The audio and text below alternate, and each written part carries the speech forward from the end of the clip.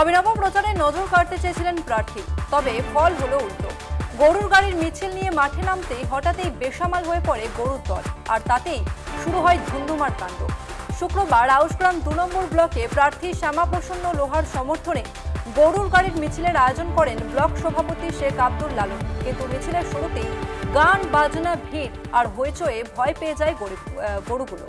আচমকায় জোয়াল ফেলে ছুটতে শুরু করে তারা, একেবারে মিছিলে যাব না মোটে। ফলে মুহূর্তে ছত্রভঙ্গ অবস্থা।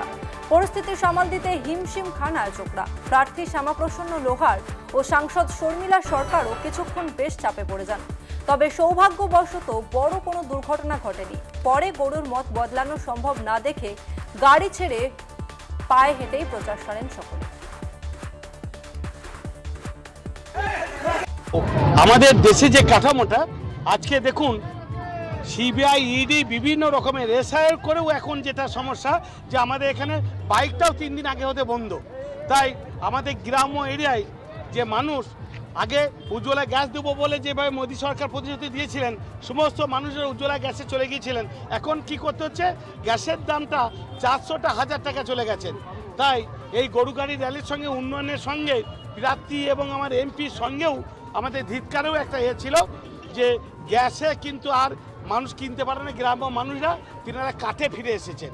আর নিত্য প্রয়োজনীয় জিনিসের দাম তো বেড়েছে, ডিজেলের দামটা এত বেশি যে না আর মানুষ গাড়ি চাপতে পারছে না। তাই গরুর গাড়ি দিয়ে আমরা টোটাল এই জঙ্গলমহলে আজকে যে গরু নিয়ে আমাদের বর্ধমান হচ্ছে কৃষি প্রধান এরিয়া, তাই আমরা ওই গরুর গাড়ি নিয়ে গোটা এতে আমরা আউশগ্রাম বিধানসভা, আউশগ্রাম 2 নম্বর ব্লকের অমরপুর অঞ্চলে এই র্যালিটা আমরা এই মাত্র শেষ করলাম। গো মাতাকে কিভাবে এই বাংলার তৃণমূল কংগ্রেস ধ্বংস করেছে, গো নিধন যজ্ঞ চালিয়েছে, সেটা কিন্তু তারা পশু হলেও জানেন। তাই তারা তার রিয়াকশন দিয়েছেন। যেই গরুর গাড়িতে চেপেছে সঙ্গে সঙ্গে গাড়ি উল্টো দিকে ঘুরেছে, ওনাদের অবস্থা খারাপ হয়ে গেছে। ওনারা ভয়ে গরুর গাড়ি ছেড়ে পায়ে হেঁটে প্রচার করেছে। দ্বিতীয় দফা নির্বাচনের আগে বিজেপির বিরুদ্ধে টাকা বিলির অভিযোগ। হুগলির দনিয়াখালীর দক্ষিণ সিমলা গ্রামে শুক্রবার রাতে একটি সাদা গাড়িকে ঘিরে উত্তেজনা ছড়ায়। সন্দেহের ভিত্তিতে গাড়িতে আটক করা হলে তল্লাশি চালিয়ে গাড়ি থেকে মোট 2,10,880 টাকা উদ্ধার করা হয়েছে। দনিয়াখালী তৃণমূল প্রার্থী অসীমা পাত্রর অভিযোগ, বিজেপির পক্ষ থেকে ভোটারদের প্রভাবিত করতে গ্রামে টাকা বিলি করা হচ্ছিল। তার দাবি, গাড়িতে এক ভিন রাজ্যের ব্যক্তি এবং এক স্থানীয় বিজেপি কর্মী উপস্থিত ছিলেন। গ্রামবাসীরা বিষয়টি টের পেয়েই গাড়িটি আটক করেন। অন্যদিকে দনিয়াখালীর বিজেপি প্রার্থী বর্ণালী দাস সেই অভিযোগ অস্বীকার করেছেন। ঘটনাকে কেন্দ্র করে এলাকায় রাজনৈতিক উত্তেজনা সৃষ্টি হয়েছে। ধনিয়াখালী বিধানসভায় সমসপুর 2 নম্বর পঞ্চায়েতের আসাম থেকে আসা এক বিজেপির নেতা এবং স্থানীয় সুদীপ ভকত বলে এক বিজেপি কর্মী, তারা দুজনে মিলে একটা গাড়ি নিয়ে দক্ষিণ সিমলাতে বাড়িতে টাকা দিতে গেছিল। তখন গ্রামবাসীরা তাদের গাড়ি ধরে ফেলে এবং তাদের আটকে ধনিয়াখালী প্রশাসনকে, থানাকে খবর দেয়।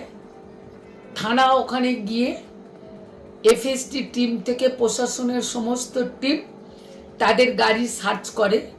গাড়ি সার্চ করে তাদের কাছ থেকে 2 লক্ষর উপর টাকা এবং যে ড্রাইভার ছিল সে ড্রাইভারের মানে ওখানকার গ্রামবাসীরা যেটা বলছে যে ড্রাইভারের বুটের নিচেও 500 টাকা করে নোট রাখা ছিল।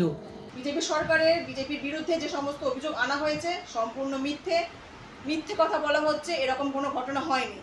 তারা ভয় পেয়েছে, তৃণমূল সরকার এবার ভয় পেয়েছে। তারা বুঝতে পারছে যে এবার তাদের যাওয়ার পালা এসে গেছে, এবার তাদের বিসর্জনের সময় এসে গেছে। তাই তারা এই সমস্ত চক্রান্ত করছে। তৃণমূল সরকার চাইছে বিজেপি সরকারের বদনাম করতে। 10 নম্বর প্রচারে বেরিয়ে মহিলাদের বাধার মুখে পড়তে হলো বিজেপি নেতাকর্মীদের। মহিলাদের দাবি, প্রচারে বেরিয়ে বাংলার মা বোনেদের নাকি কুৎসিত মন্তব্য করেছেন রানাঘাট উত্তর পশ্চিম বিধানসভার বিজেপি প্রার্থী পার্থ সারথী চ্যাটার্জির পুত্র তথা কাউন্সিলর কামনাশিস চ্যাটার্জি। পাল্টা কাউন্সিলর কামনাশিস চ্যাটার্জি জানান, তৃণমূলের নেতাদের প্ররোচনাতেই প্রচারকে বাধা দেওয়া হয় এবং বিজেপির কার্যকর্তাদের উপর চড়াও হয়। 10 নম্বর ওয়ার্ডে রানাঘাট পৌরসভার আমরা প্রচারে বেরিয়েছিলাম। আমার সঙ্গে ওই ওয়ার্ডের প্রমুখ ছিলেন, বুথ সভাপতি, কার্যকর্তারা সবাই ছিলেন। নরেন্দ্র মোদীজির যে সংকল্প ভারতীয় জনতা পার্টি করেছেন, যেটা বাংলায় ক্ষমতায় এসে মোদীজি কি বাংলার মায়েদের দেবেন, সেটা নিয়েই প্রচার করছে। এটা তো খুব কমন জিনিস, খুব ন্যাচারাল জিনিস। লক্ষ্মী ভান্ডারের কমব্যাট আমরা অন্নপূর্ণা ভান্ডারকে দিয়ে করছি এবং আমরা ওটাকে নট ভাতা, আমরা সহায়তা করব। এই বোঝানোটাই আমরা মায়েদের বোঝাচ্ছি এবং বোঝাতে গিয়ে আমি আক্রান্ত হয়েছি এই কারণে যে কেন আমি মায়েদের সঙ্গে কথা বলতে গেছি অন্নপূর্ণা ভান্ডার নিয়ে। স্ট্রং রুমে সিসি ক্যামেরা কাজ না করার অভিযোগে সরব তৃণমূল নেতৃত্ব। সিসি ক্যামেরা কাজ না করার প্রতিবাদে জঙ্গিপুরের পলিটেকনিক কলেজের সামনে বিক্ষোভ দেখান সাগরদিঘি তৃণমূল প্রার্থী বাইরন বিশ্বাস। বাইরনের দাবি, হঠাৎ করে সিসি ক্যামেরা বন্ধ হয়ে যাচ্ছে, ক্যামেরাগুলো মনিটরিংও হচ্ছে না বলে অভিযোগ। এই বিষয়ে পুলিশকে জানাতে গেলে বচসায় জড়িয়ে পড়েন তৃণমূল প্রার্থী। 10টার সময় এসে দেখছি শুধু সেন্ট্রালের সিসিটিভি গেটের ভেতরে, যেখান থেকে আমরা দেখতে পাচ্ছি না কোন বিধানসভার কোনটা ছবি, একটা সেন্ট্রাল ইন্টারনেটের এলসিডি লাগানো রয়েছে।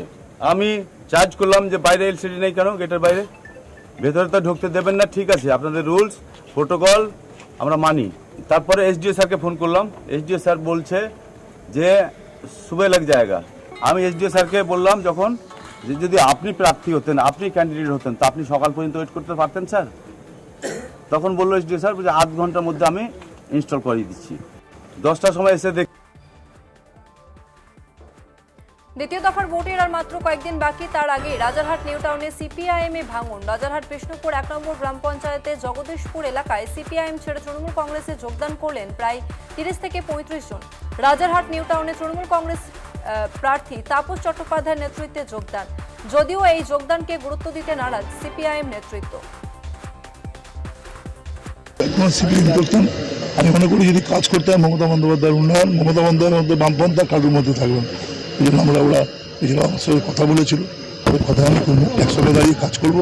ক্ষমতা ভাগ করার জন্য কেউ কাজ করতে আসে না, যদি কোনো প্রতীক এসছে তাকে দল বলেছিল আমি কিন্তু এমএলএ টিকিট নেবো না, এমএলএ টিকিট চাইলে টিকিট দিতে দেবো না। নেয়নি।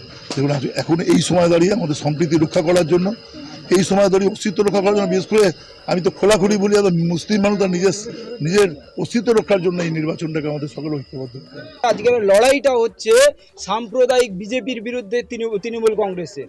এছাড়া রাজারহাট নিউ টাউনে কোনো ব্যতিক্রম শক্তি নেই যারা সাম্প্রদায়িক বিজেপির সাথে লড়াই করবে। তো সেই জায়গায় দাঁড়িয়ে আমি ব্যতিক্রম কোনো রাস্তাই দেখতে পাচ্ছি না যেখানে দাঁড়িয়ে সেই সাম্প্রদায়িক বিজেপিকে রুখতে পারবে একমাত্র তৃণমূল কংগ্রেস এবং মানবিক এমএলএ তাপস চ্যাটার্জি।